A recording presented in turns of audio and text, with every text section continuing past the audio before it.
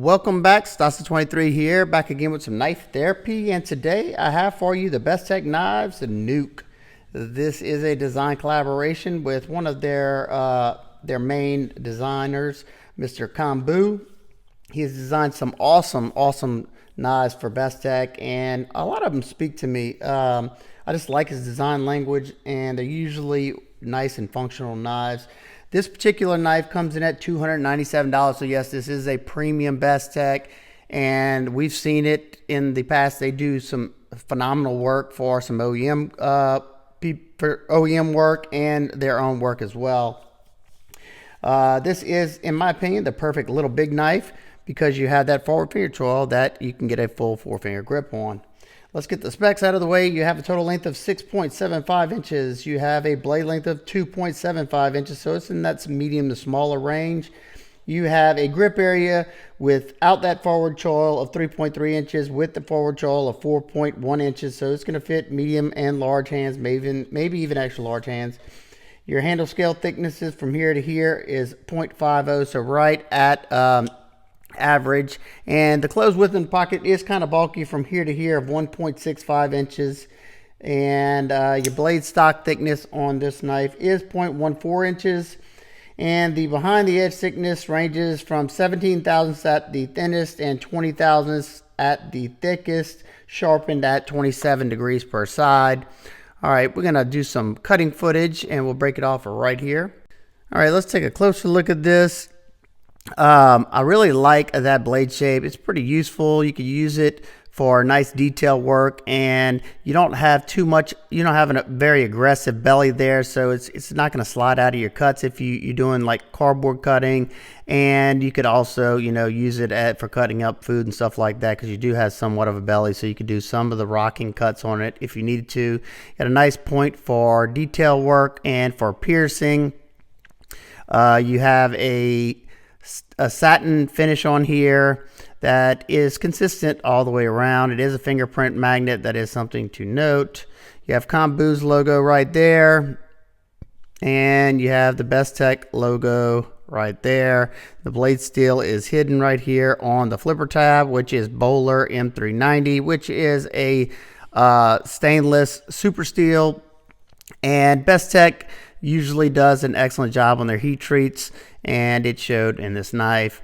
I love this forward thumb ramp right here, this up ramp right here with the jimping. The jimping does lock you in, so if you're into jimping that really grabs a hold to the thumb, it does a great job. It's not overly aggressive, but definitely locks you in. But I found the sweet spot right here is in that forward finger choil area. It fits my finger just nicely, but if you have fat sausage fingers, it may not fit you there. But this right here is the money shot. Definitely feel locked in and controlled in this position. You could also choke back. I can get a 4-finger grip just barely with my medium-sized hands. So if you have extra large hands, you're probably going to have to choke up on it. Close it, and you can see you have a nice top swedge on the spine of the knife right here that gives it that added flair to make it not really boring, in my opinion. You do have a thumb hole, opening hole that is accessible, and you can use it for a thumb flick, and you can spotty flick it, but I will say that the flipper tab is the best means of deployment for this knife. D10 is dialed perfectly for both of them. On this one, you do have jimping on that flipper tab that is just like this jimping. It grabs a hold of the finger. It's not uncomfortable. It flips just fine. That was a light switch, but if you do a push button, it comes out a lot better. This knife reminds me of their Goblin, the Bestech Goblin, a lot. The flipper is a little bit further back, so you're not getting as much momentum flipping that knife out. So it does come out nicely, but it's not a super aggressive, it's not a super fast deployment. It comes out nice and smooth because of the ceramic ball bearings in the pivot. And you have a ceramic detent ball as well that helps glide this blade around. Let's close it up. You have a lot going on in this titanium scales right here. You have a dark blasted titanium finish. Kind of almost looks like bronze, but it might just be a dark. I can't really tell. but you have all this milling going on, chamfering on the sides, and then you have this layered green and black inlaid G10, and it's seamless. You cannot feel it whatsoever. There's no lip there. If I close my eyes, I can't even tell it's there. And it's also mirrored on the reverse side, so nicely done there. You have a nice decorative pivot right there with a pivot ring that is anodized bronze or goldish, whatever you want to call that. Nicely done.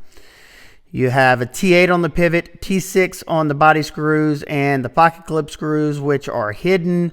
And I don't really know how they did this, because the clips, I don't know if that's a clip screw underneath there. No, that must be a body screw, and then this one right here must be a clip screw. And I'm guessing it goes all the way into this clip, and then probably have like a locator point so it doesn't rock. Now, I like the overall aesthetic of the pocket clip, the milled titanium pocket clip. It goes with the design very nicely. And I had no problems with it going in and out of my pockets and my jeans and my shorts, even though you don't have a lot of room underneath there. One thing I did note, though, is that whenever I put it in my pocket in my jeans, it would go and it would stop about right there. So it wouldn't go all the way down into the to the back right here, I guess, because it gets thicker underneath there. I could shove it all the way to the bottom right there, but most of the time I'd put it in and it would just be sitting right there. Not a big deal. It wasn't going anywhere in my pocket, and it was holding it just fine. The blade is absolutely perfectly centered, and it's risky doing this type of backspacer because it's basically pointing to that center of that blade. Nicely done titanium backspacer. You have that point right there, and then you have this milling pattern on there. It's pretty nice looking, and another point on this side. Just looks good. You don't have to worry about cutting yourself when the blade's closed. That's always a good thing. Some companies can't get that right. The lockup on the knife is sitting at around 30% or so. Bank vault, absolutely no play in any direction. I can't muscle it. Usually I can muscle some side to side, but no, not on this one at all.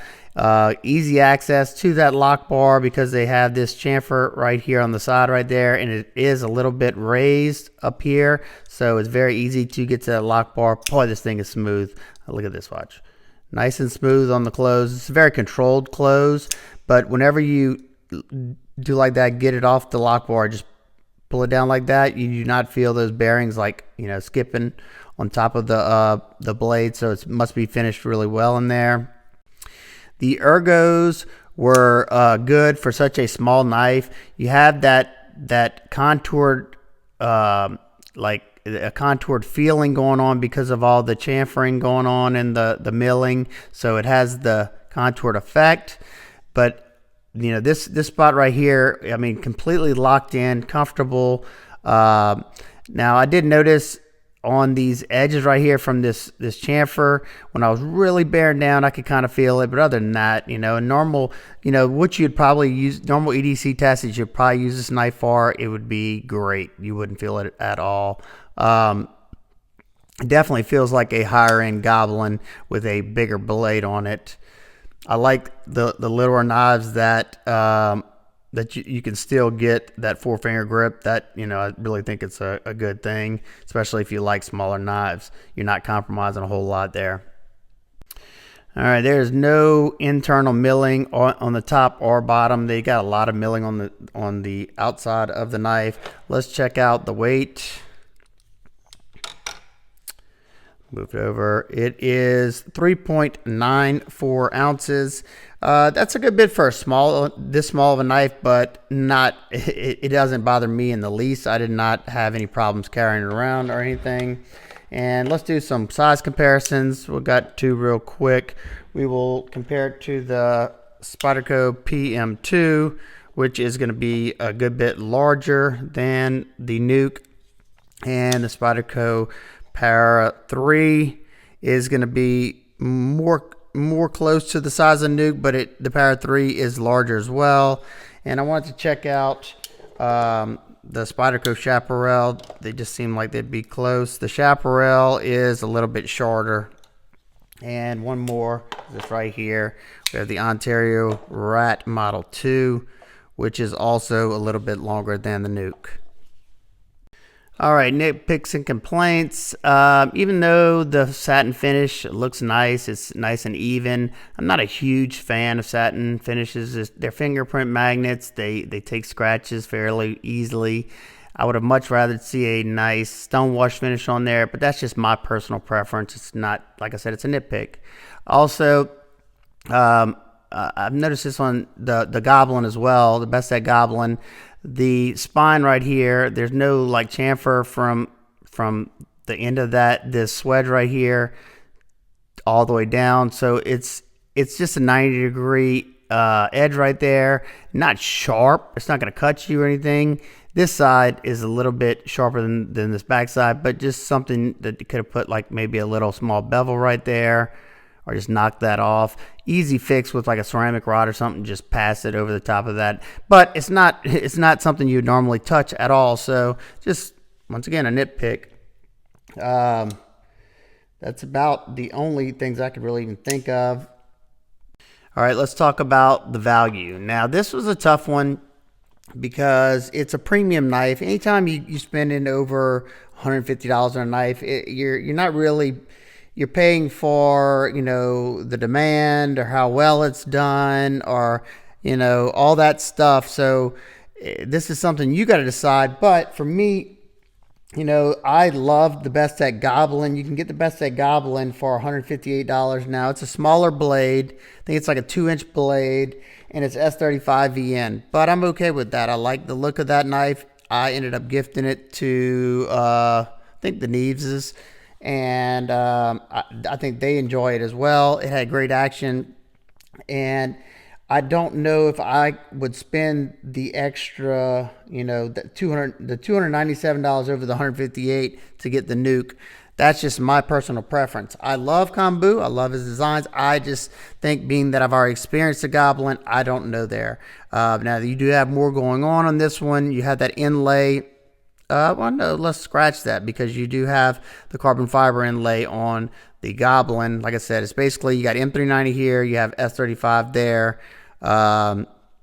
You have a little bit bigger of a blade on the Nuke than the Goblin. Goblin's a 2-inch, and what is this, like a 2.75 inch? So you're getting 3/4 of an inch longer blade, and that might matter to some people, but at this size, I don't think that's going to matter much. Action's great on both of them. The Goblin is a little bit snappier, I must say, but this one is a smoother knife. But this is a newer model. Bestech has grown and gotten better over the years, so it's definitely a tough one. Not one that I'm gonna go out and recommend to everybody, just because like I said, the Goblin is what I'd recommend over this one by the same company. That's just me. So I'd love to hear y'all thoughts, y'all opinions. If you have the knife, what do you think? If you have the Goblin, let me know what you think about that one. I love Bestech. They do phenomenal work. So like I said, if this one speaks to you and you love the overall aesthetics, everything is good on the knife. There's no problems with the knife, and I think you'd be happy with it. So there you go. If you have any questions, comments, concerns, please leave them down below. I hope everybody's having an absolute wonderful day. I will see y'all on the next one. Peace.